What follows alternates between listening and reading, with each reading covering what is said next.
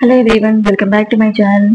And today's our class is different types of studies and their names. So, ఒక్కొక్క దాని cell గురించి చదివే శాస్త్రాన్ని ఏమంటాం, అండ్ టిష్యూస్ గురించి చదివే స్టడీని ఏమంటాం, next dendrochronology and age annual rings గురించి చదివే స్టడీని ఏమంటాం. ఛాన్సెస్ సో ఒక్కొక్క టిష్యూస్ గురించి కానీ సెల్ అండ్ సెల్ ఆర్గనిల్స్ గురించి కానీ ఒక్కొక్క డిఫరెంట్ బ్రాంచ్ గురించి చదివే సైన్స్ని అయితే ఏమంటామో చూద్దాం. అయితే నియర్లీ 14 or 15 అయితే ఉన్నాయండి. సో ఇదైతే ఇందులోంచి అయితే 1 mark గ్యారంటీగా వస్తుంది. సో ఇక్కడ కూడా టైం వేస్ట్ చేయకుండా వీడియోలోకి అయితే వెళ్ళిపోదాం. సైటాలజీ అంటే study of cell and cell organelles known as the cytology. But histology is study of tissues known as the histology. Study of tissues అంటే మనకు epithelial tissue, next connective tissue, vascular tissue, ligaments, tendons, ఇదైతే ఉంది కదండి.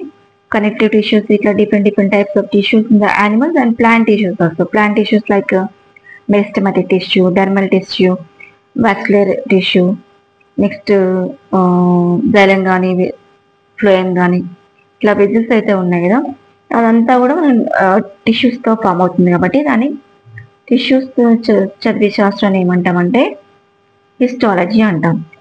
దీనికి చాలా difference ఉందండి. Single cell గురించి కానీ సింగిల్ సెల్ ఆర్గనిల్స్ గురించి కానీ చదివే శాస్త్రాన్ని ఏమంటామంటే cytology. Okay, cell or cell organelle అయితే cytology. But histology tissue is number of cells అంటే more than one arranged in a specific manner and they have the same function. All those they have the same function. For example, one cell is there, one more other cell, third, fourth, fifth, sixth, like this number of cells arranged in a specific manner. ఒక ఆర్డర్లో arrange అయిపోయి ఒక layer అని form అవుతుంది. ఎట్లాగైతే మన skin layer అయితే epithelial tissue, number of cells అనేవి ఉంటాయి కదా, ఒక టిష్యూ అంటాం. అట్లా నెంబర్ ఆఫ్ టిష్యూస్ ఉంటాయి యానిమల్ బాడీలో అండ్ ప్లాంట్ బాడీలో. సో ఆ టిష్యూస్ నుంచి చదివే శాస్త్రం మనం హిస్టాలజీ అంటాం. ఎందుకు ఇంత డీప్గా చెప్తున్నాను అంటే డిఫరెన్షియేషన్ తెలుసుకోవడం ఇంపార్టెంట్. జస్ట్గా ఓరల్గా చదివితే బై హ్యాడ్ చేస్తే అస్సలు గుర్తుకుండాలండి. అంటే షార్ట్ టైం లాగా పనికొస్తుంది, అంటే అప్పటి వరకు మాత్రమే గుర్తుంచుకోగలం. బట్ ఒకసారి మనకు బ్రెయిన్లోకి ఎక్కినట్లయితే అర్థమవుతున్నట్లయితే సో అది ఎప్పటికైతే లైఫ్ లాంగ్ గుర్తుండిపోతుంది. సో అందుకని ఇన్డెప్త్గా ఎక్స్ప్లెయిన్ చేస్తున్నాను. డెండ్రోక్రోనాలజీ, plant age annual rings.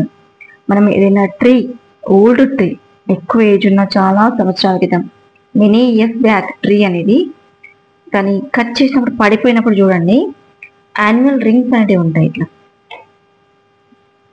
Annual rings లైట్గా ఇట్లా చూడండి, ఇట్లా లైన్స్ అయితే ఉంటాయి. ఇట్లా లైన్స్ కౌంట్ చేస్తే సో అది ఎన్ని ఇయర్స్, ఈ రింగ్స్ని బట్టి అది ఎన్ని ఇయర్స్ బ్యాక్ ప్లాంట్ చెప్పొచ్చు, ఎన్ని ఇయర్స్ బ్యాక్ ట్రీయో చెప్పొచ్చు. సో ఆ స్టడీని ఏమంటామంటే డెండ్రోక్రోనాలజీ. క్రోనాలజీ అంటేనే మనకి ఏజ్ అని గుర్తుపెట్టుకోవాలి. క్రోనాలజీ అని ఎక్కడ వచ్చినా కూడా ఏజ్కి రిలేటెడ్ అని గుర్తుపెట్టుకోండి. ఎడఫాలజీ, స్టడీ ఆఫ్ సాయిల్ మనైతే edaphology. Study of forest products, silviculture. Study of reptiles, పెంటాలజీ. Study of snakes, ophiology. Study of lizards, zoology. Study of species, atacology. Study of nest, nidology. So ఎక్కడైతే ఎన్ అని గుర్తుపెట్టుకోండి.